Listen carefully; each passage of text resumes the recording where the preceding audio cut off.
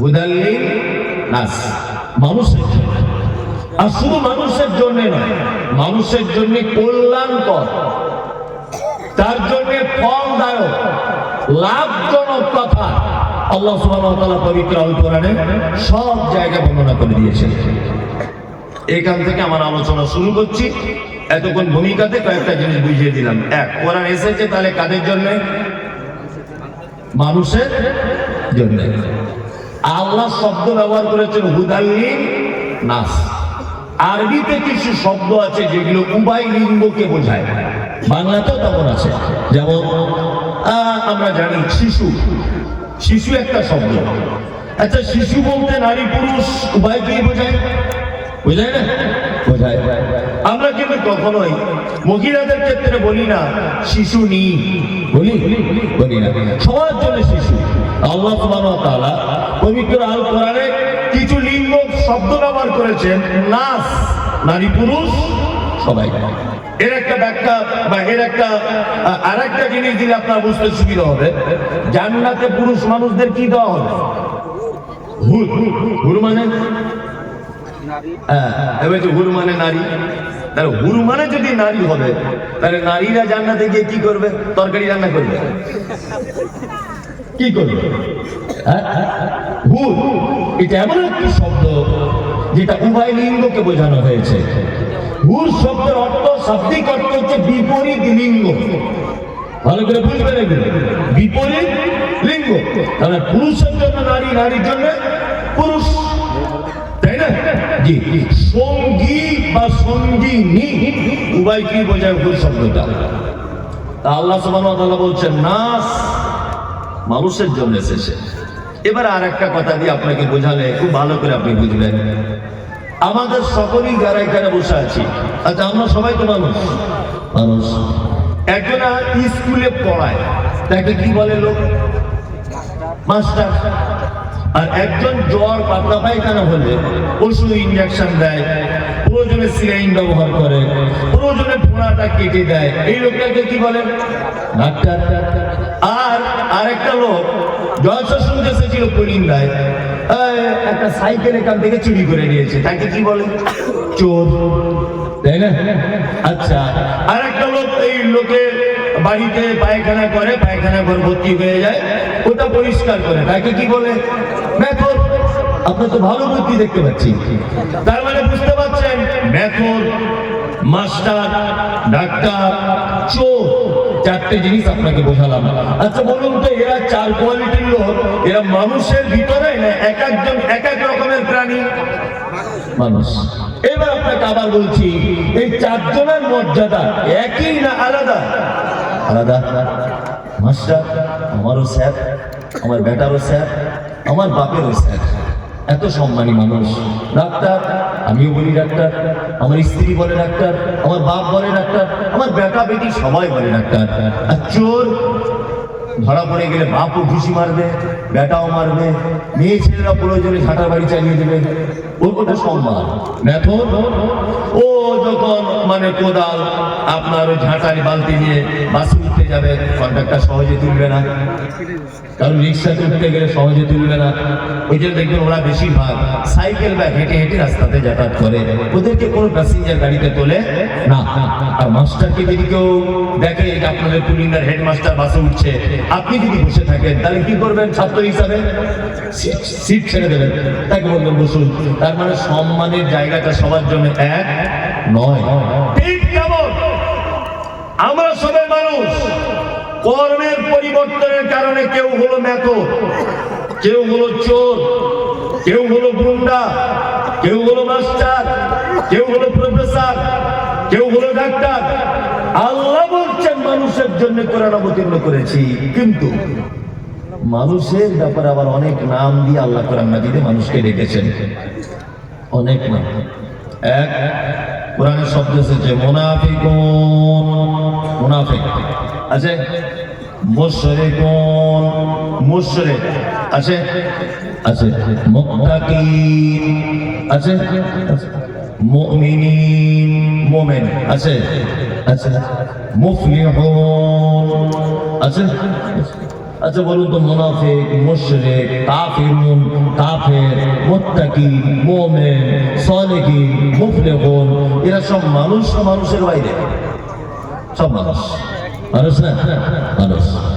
আল্লাহ সুবহানাহু ওয়া তাআলা তাদের কৃত কর্মের পরিবর্তনের কারণে তাদের উপাধিকে চেঞ্জ করে দিয়েছে।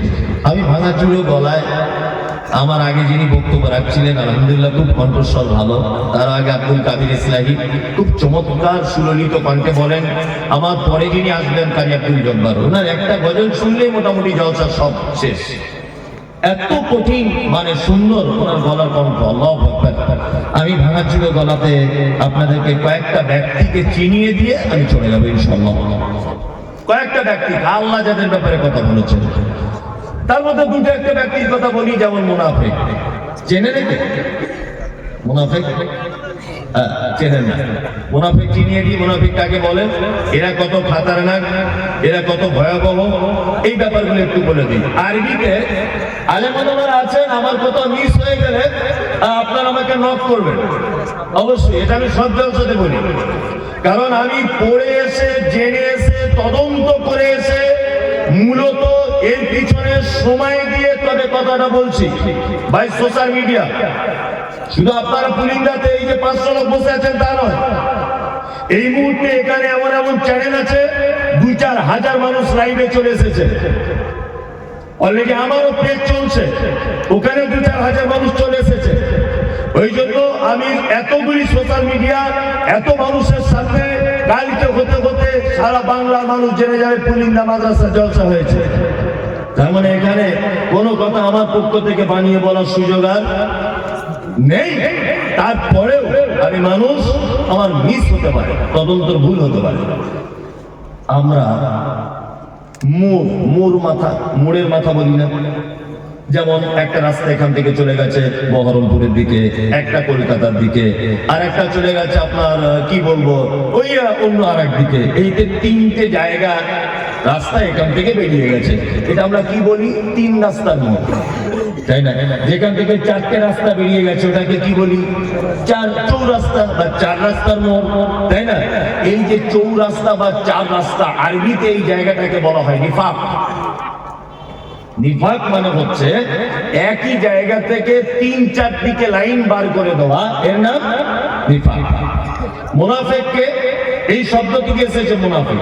মুনাফিক হচ্ছে ওই মানুষটি, যে মানুষটি একই ব্যক্তির ব্যাপারে একটাই জবান থেকে 2-3 রকমের কথা বলে, এ হচ্ছে পাক্কা মুনাফিক। একদম গোদা বাংলায় বলে দিই, তাহলে বুঝতে আরো সুবিধা হবে। ফজরের নামাজ পড়ে ইমাম সাহেবকে বলছেন আসসালামু আলাইকুম। ওয়ালাইকুম আসসালাম। সত্যি আপনার মতো ইমাম সাহেব হয় না। 30 বছর নামাজ পড়ছি, আপনার ব্যবহার, আপনার কোরআন তেলাওয়াত মনোমুগ্ধকর ব্যাপার। সত্যি আপনার, আমার জীবনে আমি এত ভালো ভদ্র ইমাম দেখিনি। আপনার কণ্ঠস্বর, আপনার কোরআন তেলাওয়াত, আপনার ব্যবহার, আমরা গ্রামবাসী খুব খুশি। এমন ইমাম সাহেবের ছেলের পাতলা পায়খানা হচ্ছিল, মরে যায় ভাব। ও এখন যৌবনের আগে কারোর মোটরসাইকেল ধার করে বাড়ি চলে গেছে, সারগাছিদের বাড়ি। এখন যৌবনের সময় আসতে পারে না। তা যে লোকটা ফজরের নামাজ পড়ে সালাম করে ওর প্রশংসা করছিল, ওই লোকটা জোহরের সময় এসে দেখছি ইমাম সাহেব নাই, কোনো কারণে বাড়ি চলে যাচ্ছে, কাউকে বলার টাইম পাইনি। ওই লোকটাই তখন এসে বলছে সব ভালো, অতিরিক্ত কামাই করছে, চেঞ্জ করে দিলে হয়নি ইমাম সাহেবটা। এ হচ্ছে পাক্কা মুনাফিক। একই পাক্কা মুনাফিক। ফজরের সময় একই ব্যক্তির ব্যাপারে প্রশংসা করলো, আর সন্ধ্যাবেলা এসে বা জোহরের সময় এসে বদনাম করলো। হেড মাওলানা খুব ভালো, প্রধান শিক্ষক খুব ভালো মানুষ, এই শিক্ষকটা খুব ভালো, ওই যে আপনার সলুয়া শিক্ষক ও খুব ভালো লোক। মানে এক কথাতে বুঝে যান মুনাফিক সেই যার মুখে মিষ্টি, অন্তরে বিষ, খরিদ সাপের মুখে। এই হচ্ছে মুনাফিক। আর একটা আপনাকে কথা বলে দিই। আচ্ছা, পৃথিবীর সব থেকে বড় পাপের নাম কি? শিরক, তাই না? শিরক সব থেকে বড়। তারপর ধরে নেন পিতামাতার সঙ্গে সদ্ব্যবহার করা, তারপর এতিমের মাল আত্মসাৎ করা, তারপর মিথ্যা সাক্ষ্য প্রদান করা, তারপর ব্যভিচারে লিপ্ত হওয়া, তারপর সতী সাধ্বী নারীকে অপবাদ দেওয়া, তারপর আরো বড় বড় বড় বড় পাপ। ইসলামের 70টা কাবিরা পাপের সিরিয়াল দেওয়া হয়েছে। কটা? 70টা। 69টা ডাইরেক্ট, আর একটা মাত্র পাপের ব্যাপারে ওলামাদের ভিতরে মতভেদ রয়েছে। 69টা ডাইরেক্ট পাপ খুঁজে পাওয়া গেছে, একটা পাপের ব্যাপারে একটু ওলামাদের ভিতরে মতভেদ। যাই হোক, আমি একদম 70টাই ধরে নিলাম পৃথিবীতে বড় পাপ। 69টা পাপ যদি কেউ করে, জাহান্নামের কোন জায়গায় থাকবে? সে জাহান্নাম যেতে পারে, কিন্তু জাহান্নামের কোন জায়গায় থাকবে আল্লাহ বা তার রাসূল এ ব্যাপারে কোনো নির্দিষ্টকরণ করে নেই। একটা লোক ব্যভিচার করলো, ব্যভিচার করার পর মারা গেল, লোকটা জাহান্নাম যেতে পারে। একটা লোক এতিমের সম্পদ আত্মসাৎ করলো, ও জাহান্নাম যেতে পারে। একটা লোক পিতামাতার অসৎ ব্যবহার করেছে, ও জাহান্নাম যেতে পারে। একটা লোক মিথ্যা সাক্ষ্য প্রদান করেছে, ও জাহান্নাম যেতে পারে। যাবে ধরে নেন 100%, তবে জাহান্নামের কোথায় থাকবে কথা আল্লাহ তাআলা কিছু বলছেন। ও স্বাভাবিক গতিতে জাহান্নামে থাকবে। কিন্তু মুনাফিকরা এত বড় খাতারনাক, আল্লাহ সুবহানাহু ওয়া তাআলা বলছেন ইন্নাল মুনাফিকিনা ফি দারকিল আসফালি মিনান নার। এরা এত নিকৃষ্ট পাপী যে জাহান্নামের একেবারে নিম্ন স্তরে, একেবারে তলাতে এদেরকে রাখা হবে। কি বললাম বুঝলেন? চলো, মুনাফিকটা চিনে নিলেন আপনি। মৌখিক বাহ্যিক দৃষ্টিতে মুনাফিক চিনবেন কেমন করে? বাহ্যিক দৃষ্টিতে মুহাম্মদ সাল্লাল্লাহু আলাইহি ওয়াসাল্লাম বলেছেন আয়াতুল মুনাফিকি সালাসাত। মুনাফিক চিনতে গেলে 3টে গুণ তার উপর থেকেই বোঝা যাবে। কটা গুণ? 3টা। মুনাফিকের ব্যাপারে আলোচনা আপনি এখন সবে শুরু করছি। কোরআনে আল্লাহ কি বলেছে আপনি যদি শোনেন তাহলে এখান থেকে পালাতে রাস্তা পাবেন না। কঠিন ব্যাপার হয়ে গেল মমতাজুল কেনে। আমি এখনো তো কোরআনে আয়াতগুলো সব ব্যাখ্যা বিশ্লেষণ করিনি, আপনি বলছুন চুপচাপ, আবার পরেও বক্তা আছে। চলুন, মুনাফিক বাহ্যিক দৃষ্টিতে তাকে দেখে চিনবেন কি করে? 1, কথা বললে মিথ্যা কথা বলে। 2, ওয়াদা করলে খেলাফ করে। 3, ইজা তুমিনা খানা, আমানত দিলে খিয়ানত করে। 4, আর একটা হাদিস আছে, ঝগড়া অশান্তি হলে অকথ্য ভাষায় গালাগালি করে। মুনাফিকের বাহ্যিক দৃষ্টিতে কটা গুণ? 4টে, তাই তো? এইবার আপনাকে বলছি, সাহাবীগণ বলছেন আল্লাহ রাসূল, একটা লোক যদি মিথ্যা কথা বলে, একটা লোক যদি আমানতের খিয়ানত করে, একটা লোক যদি ওয়াদা ভঙ্গ না যদি করে, কিন্তু লোকটা ঝগড়া বলে গালাগালি করে, মানে 3টে গুণ তার ভিতরে নেই, একটা আছে, কি করা যাবে? সাহাবীরা আল্লাহ রাসূলকে জিজ্ঞাসা করছেন, এর উত্তর কি? আগেকার দিনে পুরাতন মা চাচিরা পাড়া গ্রামে বাচ্চাদের ফোঁড়া হলে ফোঁড়া ধরে টিপে দিত না? আর ফোঁড়ার ভিতরে একটা বীজ মতো থাকে, বীজ থাকে না? ও বলে যে ওই বীজ না বার করলে ওই বীজ আবার অন্য জায়গায় গিয়ে হবে ফোঁড়া, বলতো না? ওই জন্য বাচ্চা ছেলের হাত পা বেঁধে দিয়ে হলেও বীজ আগে বার করা লাগবে, তাছাড়া অন্য জায়গায় গিয়ে আবার হবে। ঠিক কেমন মুহাম্মদ সাল্লাল্লাহু আলাইহি ওয়াসাল্লামের ভাষা অনুযায়ী ওর ভিতরে যদি একটা গুণ যদি থাকে তাহলে মুনাফিকের বীজ আছে, ওই বীজটাকে বার করতে হবে। কি বললাম বুঝলেন? তার মানে যে গুণটা ওর ভিতরে আছে ওই গুণটা ওকে এখনই ত্যাগ করা কি লাগবে, তাই না? চলুন, এটা বাহ্যিক দৃষ্টিতে মুনাফিকের গুণ। মুনাফিকের অন্তরে আভ্যন্তরীণ গুণ কেমন? আল্লাহ তাআলা বলছেন ومن الناس من يقول آمنا بالله وباليوم الآخر وما هم بمؤمنين। মুনাফিকদের আরেকটা চরিত্র হলো এই, তারা ঠিক এইরকম আমার মতোই বড় পাঞ্জাবি পরে, মাথায় টুপি দিয়ে, হাতে তসবিহ নিয়ে আপনার কাছে আসে। যদিও পাঞ্জাবি তসবির কথা এখানে বলা নেই, আমি বোঝানোর জন্য বলছি। এক কথায় মুসলিম ইমামদারদের ভ্যাট ধরে আপনার কাছে আসে। আল্লাহ নবীকে বলছেন আপনার কাছে আসে, এসে বলে আমরা আখিরাতকে বিশ্বাস করি, আমরা আপনাকে নবী বলে বিশ্বাস করি, কিন্তু আল্লাহ তাআলা তাদের ব্যাপারে সার্টিফিকেট দিয়ে বলছেন ওমা হুম বিমুমিনিন, একদম তারা মুমিন নয়, তারা সব মুনাফিক। তার মানে এখানে মুনাফিকের আর একটা চিহ্ন পাওয়া গেল, যে তারা মুখে যেটা বলে অন্তরে তার বিপরীত থাকে। এটা তো মুর্শিদাবাদ জেলা, মুর্শিদাবাদ না, মুর্শিদাবাদ জেনারেল শিক্ষিত মানুষেরা জানেন যে নবাব সিরাজউদ্দৌলা পলাশীর আমবাগানে ব্রিটিশদের সাথে যুদ্ধ করেছিলেন, মনে আছে? জিতেছিলেন না হেরে গিয়েছিলেন? হেরে গিয়েছিলেন, তাই না? ইতিহাস পড়ে যদি আপনি দেখেন, হেরেছিলেন কার জন্য? মীর জাফর আলী। নবাবের বাড়িতে থেকেছে, নবাবের গাড়িতে চড়েছে, নবাবের কাছে টাকা পয়সা ঝেড়েছে, আর নবাব ব্রিটিশদেরকে তাড়ানোর জন্য যত কৌশল অবলম্বন করেছিলেন, মীর জাফর আলী টোটাল কৌশলের সমস্ত ম্যাটারটাই বলে দিয়েছিলেন ব্রিটিশ গোয়েন্দাদের কাছে। এই কারণে পলাশীর আমবাগানের লাল পতাকা নিয়ে বাড়ি চলে আসতে হয়েছিল। আপনারা ইতিহাস জানেন। কি বললাম বুঝলেন? আজও পর্যন্ত এরকম মুনাফিক আছে না নেই? অন্তরে একরকম, মুখে একরকম আছে, আছে। আপনারা জানেন যে ভারতবর্ষের মাটিতে একজন কৃতি সন্তান, মুম্বাইয়ে তার বাড়ি, ডাক্তার জাকির নায়েক তার নাম। আপনারা জানেন এটা? ডাক্তার জাকির নায়েক, পৃথিবীর এই মুহূর্তে এমন কোন বিদ্যা নেই, এই মুহূর্তে এমন কোন কেউ নেই যে তার বিদ্যার সামনে 2 মিনিট দাঁড়াতে পারবে। কোন বাপের বেটা আজ পর্যন্ত জন্ম হয়নি। বর্তমানে আপনারা জানেন যে এই লোকটাকে দেশ ছেড়ে চলে যেতে হয়েছে, জানেন তো? দেশে আছে নেই।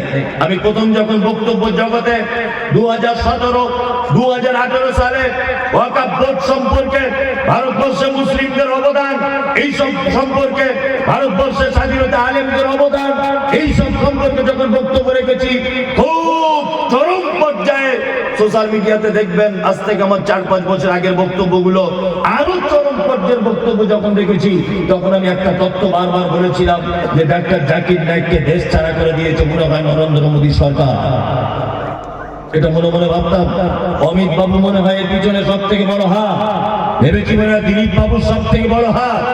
এখন দেখতে পাচ্ছি ডাক্তার জাকির নায়েককে দেশ ছাড়া করার পিছনে অমিত শাহর যত অবদান, নরেন্দ্র মোদীর যত অবদান, দিলীপ বাবুর যত অবদান, তার থেকে বেশি সর্বনাশ করেছে আমার পশ্চিমবাংলা, ভারতবর্ষের নামদারি, দাড়িওয়ালা, টুপিওয়ালা, পাঞ্জাবিওয়ালা, বাইশাখ পাগড়িওয়ালা এই মুনাফিক নামের আলেমরা সব থেকে বেশি সর্বনাশ করেছে। তার একটা জ্বলন্ত প্রমাণ, বাংলাদেশের ময়মনসিংহের একজন বদমাইশ বিতর্কিত লেখিকা, তার নাম তসলিমা নাসরিন। ওই অসভ্য মহিলাটি ভারতবর্ষে আসার ভিসা পায়।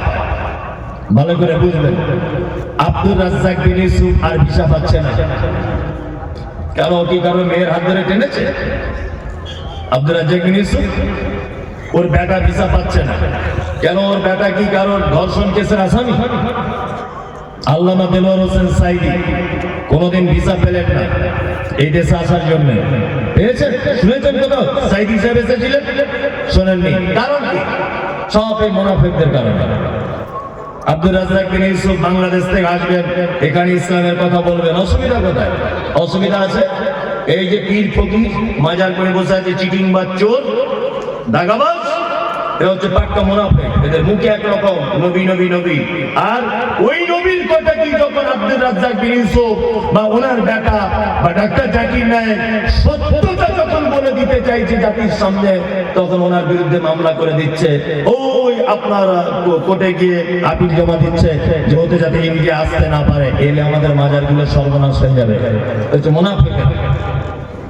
কি বলছে বুঝতে পারছেন? চলুন মুনাফিকদের ব্যাপারে একটু করে অনেকটাই জানলেন। এবার একটা মারাত্মক কথা বলে দিই। আমি মুমতাজুল ইসলাম কোটি কোটি টাকা সুদ খেয়েছি, আমি মারা গেলাম। আচ্ছা বলুন তো, আমার জানাজা পড়া যাবে কি যাবে না? কে? এত বড় মাদ্রাসা আছে আহলে হাদিস গ্রাম, এতটুকু বলতে পারছেন না?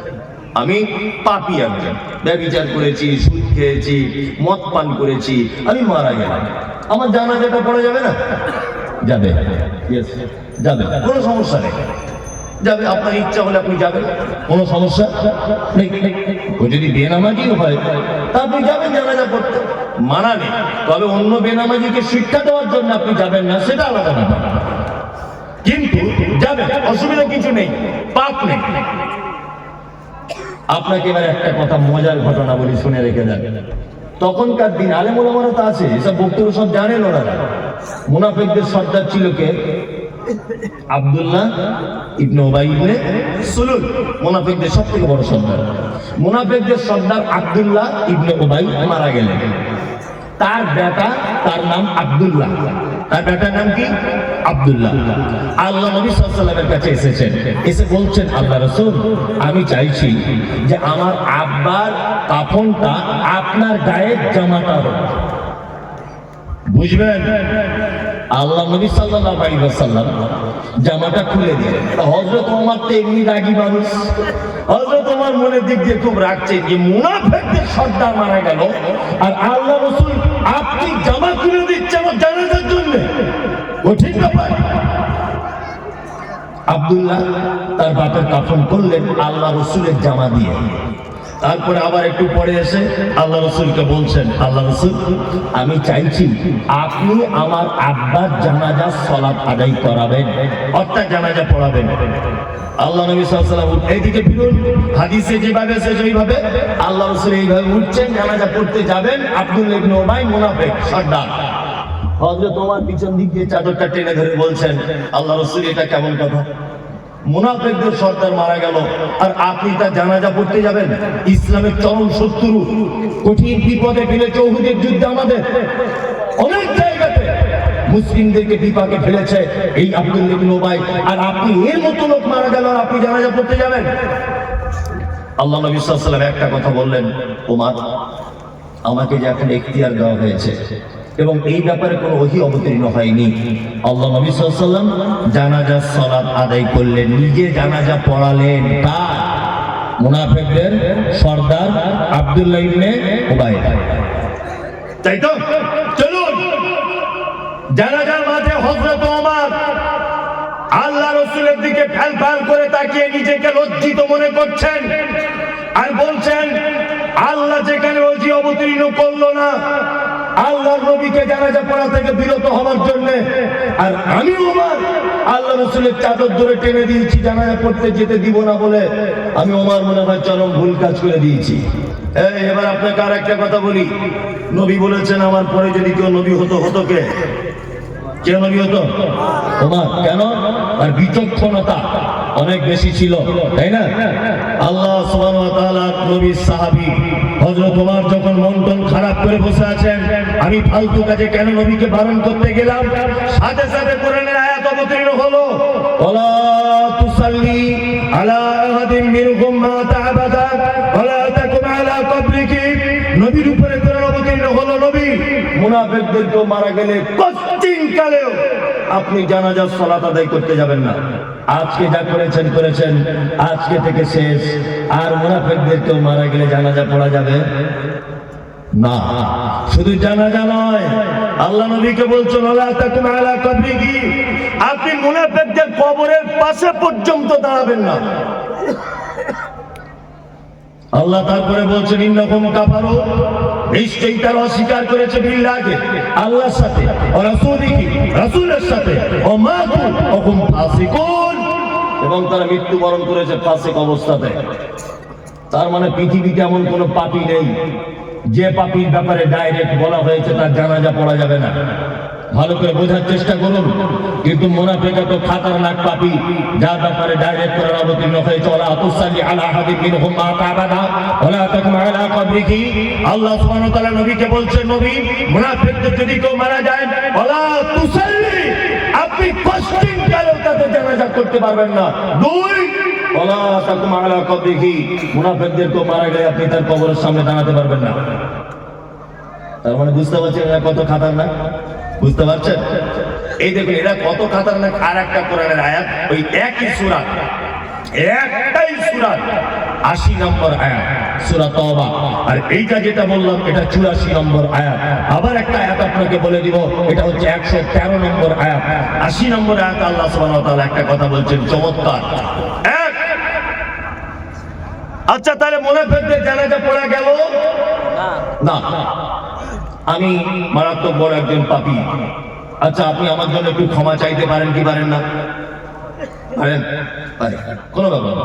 আপনি দোয়া করবেন, ও রব্বানা আতিনা, আল্লাহ আমার ভাই মুমতাজুল ইসলাম বড় পাপ করেছে, দয়া করে তুমি আমার ভাইকে ক্ষমা করে দাও। পুলিন্দা মাদ্রাসার হেড মাওলানা মারা গেছে, আপনি যদি দোয়া করেন আল্লাহ আলেম মানুষ ছিলেন, চলার পথে যদি ভুল হয় ক্ষমা করে দাও। মাদ্রাসার সেক্রেটারি মারা গেল, আপনি দোয়া করতে পারেন আল্লাহ দিনের কাজ করেছে, এতদিন ভুল ত্রুটি হলে ক্ষমা করে দাও। আপনার চাচা একজন মাতাল মারা গেল, একজন ধর্ষক মারা গেল, সুদের টাকা খেয়েছে, কোটি কোটি টাকা মারা গেল, আপনি দোয়া করতে পারবেন আল্লাহ আমার চাচা তো মানুষ, না জানার কারণে বা জানার কারণে মদ পান করেছিল, তুমি তাকে ক্ষমা করে দাও। সুদের টাকা খেয়েছিল, তুমি ক্ষমা করে দাও। ক্ষমা চাওয়া যাবে কি যাবে না? যাবে, যাবে। পৃথিবীতে একটা পাপী আছে তাদের জন্য ক্ষমা প্রার্থনা করা হারাম, চলবে না, তাদের জন্য ক্ষমা চাওয়া যাবে। কারা? এই দেখুন আল্লাহ সুবহানাহু ওয়া তাআলা মুনাফিকদের ব্যাপারে বলছেন, ইস্তাগফির লাহুম, নবী আপনি ক্ষমা প্রার্থনা করেন। আওলা তাস্তাগফির লাহুম, যদি ক্ষমা প্রার্থনা নাই বা করেন, ইন তাস্তাগফির লাহুম 70 মাররাতান, আপনি যদি মুনাফিকদের জন্য ক্ষমা প্রার্থনা করেন একদিনে 70 বার। কতবার? কত? 70 বার। আল্লাহ নবীকে বলছেন ইস্তাগফির লাহুম, ক্ষমা প্রার্থনা করেন। আওলা তাস্তাগফির লাহুম, আর নাইবা করেন ইন তাস্তাগফির লাহুম 70 মাররাতান, আপনি যদি মুনাফিকদের ব্যাপারে একদিনে 70 বার যদি তওবা ক্ষমা যদি প্রার্থনা করেন, আল্লাহ বলছেন ফালা ইয়াগফির আল্লাহু লাহুম, আমি আল্লাহ কখনোই মুনাফিকদের ক্ষমা করব না। কঠিন অবস্থা। আচ্ছা বলুন, আমি মুমতাজুল ইসলাম, আমি একজন 2 পাতা পড়া মৌলভী সাহেব লোক, আমার ঈমান খুব কমজোর, আমি গুনাহগার লোক, আমি দোয়া করছি, হয়তো আল্লাহ আমাকে পছন্দ করছে না, এই জন্য কবুল করছে না। হেড মাওলানা দোয়া করছে, হয়তো মানুষ হিসেবে ভুল ত্রুটি কিছু আছে, এই জন্য আল্লাহ পছন্দ করছে না। সেক্রেটারি দোয়া করছে, মানুষ হিসেবে আল্লাহ হয়তো ভুল ত্রুটি কিছু আছে ওনার, এই জন্য আল্লাহ কবুল করছে না। এবার বলুন তো, মুহাম্মদ সাল্লাল্লাহু আলাইহি ওয়াসাল্লাম দোয়া করছেন, ওনার তো কোনো ভুল ত্রুটি নেই, আছে? নেই। আল্লাহ নবীকে একদম হুঁশিয়ারি দিয়ে বলছেন ইন তাস্তাগফির লাহুম 70 মাররাতান, ইন শর্ত দিচ্ছেন আল্লাহ, যদি শব্দের জন্য ইন শব্দ ব্যবহার হয়, আল্লাহ বলছে ইন, যদি আপনি একদিনে 70 বার যদি মুনাফিকদের জন্য ক্ষমা প্রার্থনা করেন, আল্লাহ বলছে আমি নবী আপনার হাতও ফেরত দিয়ে দিব, ক্ষমা করব না। তার মানে এরা কত বড় খাতারনাক, বুঝতে পারছেন মুনাফিকরা? চলুন আল্লাহ তাআলা তারপরে বলছেন কি, যালিকা বিআন্নাহুম কাফারু বিল্লাহি ওয়া রাসূলিহি, নিশ্চয়ই তারা অস্বীকার করেছে আল্লাহ এবং তার রাসূলের সাথে।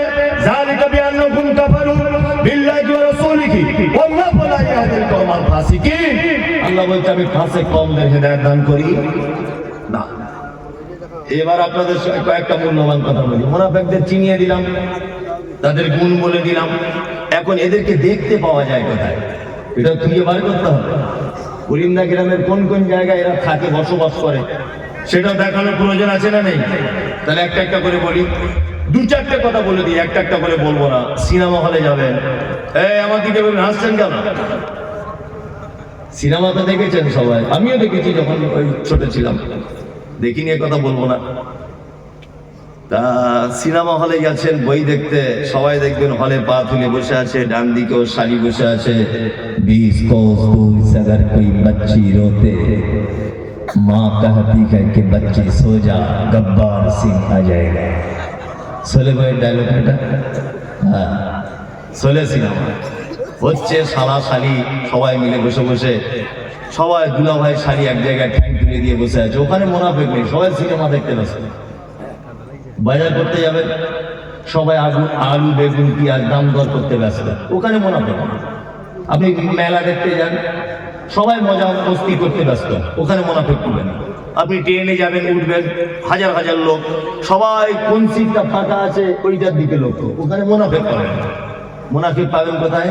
এবার আপনাকে একটা ছোট্ট করে কথা বলছি, কথা শুনতে খারাপ লাগবে, তবে বাস্তবতা খুব বাস্তব। আচ্ছা, ফরজ নামাজ বাড়িতে পড়া উত্তম না মসজিদে? বলুন, সবাই বলুন। মসজিদে।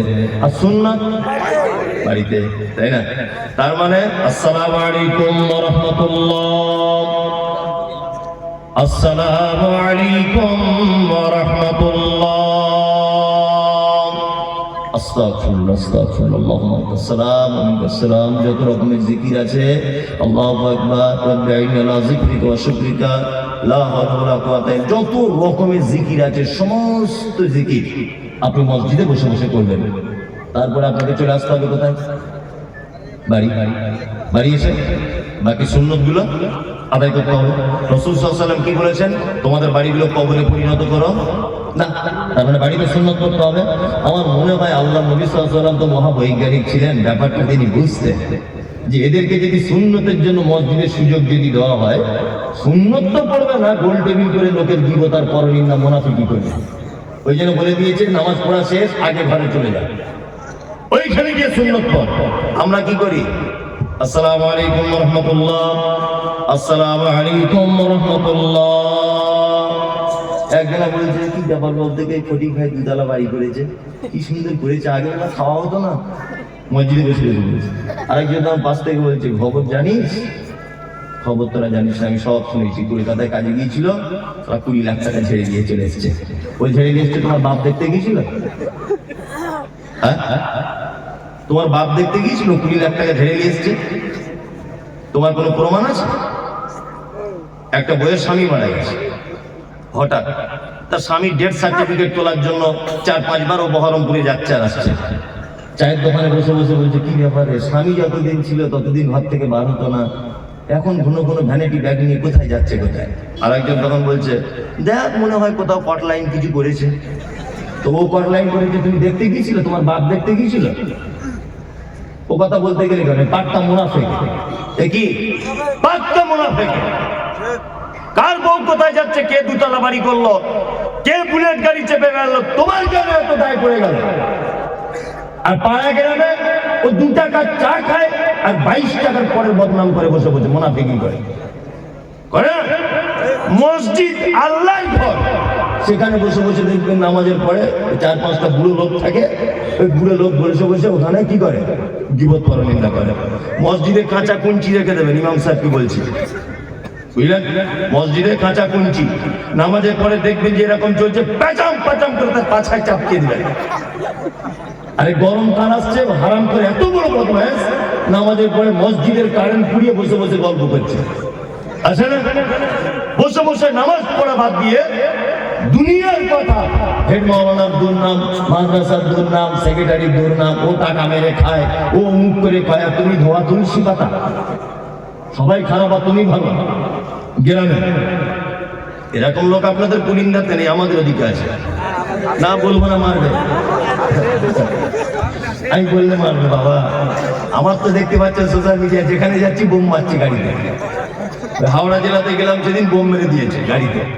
আল্লাহ বাঁচানে, আল্লাহ যদি বাঁচায় তো আর কেউ বাঁচাতে পারবে, মারতে পারবে না। গাড়ি নিয়ে বার হলাম, আমার ড্রাইভার গাড়ি চালাচ্ছে, মানে 500 মিটার গিয়েছি জলসা ছাড়া, আর বাঁশ নিয়ে সব গাড়ি ভাঙচুর করতে চলে গেল। আমি গাড়ি থেকে নেমেছি, বোম মারতে শুরু করে দিচ্ছে গাড়িতে। আশ্চর্য, সোশ্যাল মিডিয়া দেখেছেন তো? আশ্চর্য ব্যাপার। আমি তো কারোর বিরুদ্ধে কিছু বলি না। আচ্ছা, এতক্ষণ যা বলেছি কারোর বিরুদ্ধে বলেছি না? বাস্তব কথাগুলো হাদিস কোরআন দিয়ে বললাম, বাস্তব কথাগুলো বললাম। এতে আমি এত আর কি ভয়ঙ্কর লোক? আমাকে দেখলে মানুষ সবসময় মানে উগ্র মেজাজে আছে, মানে একে ফেলেই মেরে দিবে এরকম ব্যাপার। আর সোশ্যাল মিডিয়াতে তো আছি বড় পাখি বলা, ও খুললেই মুমতাজুল ইসলামের জন্মের ঠিক নেই, দেখবেন। ও সোশ্যাল মিডিয়া খুললে মুমতাজুল ইসলামের জন্মের ঠিক নেই, ও বিয়াদব, ও কোরআন পড়তে জানে না, ও রাজমিস্ত্রি কাজ করে, ও হাদিস কোরআন বুঝে না, এইসব আর কি কথা। কারণ কি বলুন তো, আমি হচ্ছি ওই ডাক্তার, রুগীর রোগে ঔষধ দিই। কি বললাম বুঝলেন? যেখানে যেখানে রুগীর ঔষধ প্রয়োজন, ঠিক জায়গাতে ঔষধ মেরে দিই। এই জন্য রুগীর একটু কষ্ট হবেই। হবে না? ফোঁড়াগুলো যদি কেটে দিই তা রুগীর লাগবে না? লাগবে। আমি বলে দিয়েছি সারা পশ্চিমবাংলার যত মাজার আছে 2025-27 মধ্যে ঐক্যবদ্ধভাবে সব মাজার বুলডুজার দিয়ে ভেঙে দিতে হবে, আর যত বুলডুজারের খরচা আমি দিয়ে দেবো। এইসব কথা যখন বলে দিয়েছি তখন বলছে আমাদের পীরের মাজার ভাঙবে বলেছে। কি বললাম বুঝলেন? আল্লাহু আকবার। মানে পীর সাহেবদের সঙ্গে আর হিন্দু ভাইদের কিছু মিল আছে, মারাত্মক মিল আছে না? এই আপনার আদিনার মসজিদে শিবের লিঙ্গ পাওয়া গেছে, আর শিব কজন আর ওর লিঙ্গ কটা? রাম মন্দিরে শিব পাওয়া গেল, আদিনার শিব পাওয়া গেল, তো ও শিবই বা কটা আর ওর লিঙ্গই বা কটা? এটা একটা জানার ব্যাপার। হ্যাঁ, এই দেখুন আপনাকে একটা মজার কথা বলি। কলকাতা যান তো আপনারা এই রোড দিয়ে দমদম এয়ারপোর্ট পার করে মধ্যমগ্রাম আর বারাসাত এর মাঝখানে দেখবেন রাস্তার ধারে একটা মাজার আছে, ছোট্ট এরকম। লক্ষ্য করতে করতে আসবেন, এদিক দিয়ে গেলে ডান দিকে পড়বে, ওদিক থেকে গেলে বাম দিকে পড়বে, ঠিক আছে?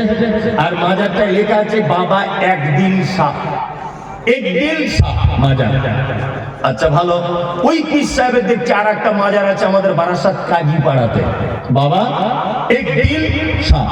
ওই পীর সাহেবের আর একটা মাজার আছে হাড়োয়াতে, উত্তর 24 পরগনা। একই পীর, একদিন শাহ। এই বলে একটা পীর মরেছে কয় জায়গায়? এটা ভাবনা চিন্তার ব্যাপার। পীরতে একদিন মরে কয় জায়গায়? সব জায়গায় মাজার, আর সব জায়গাতে মানুষ সেজদা দিচ্ছে। তা ব্যাখ্যা করছে এরকম ভাবে, বাবার আমার, ও ভাইরা আমার, আমাদের পীর সাহেব আগেকার দিনে লরি টরি ছিল না, বাস ছিল না, ট্রেন ছিল না, কলকাতায় গিয়েছিল বই কিনতে। বই মাথায় করে আসার সময়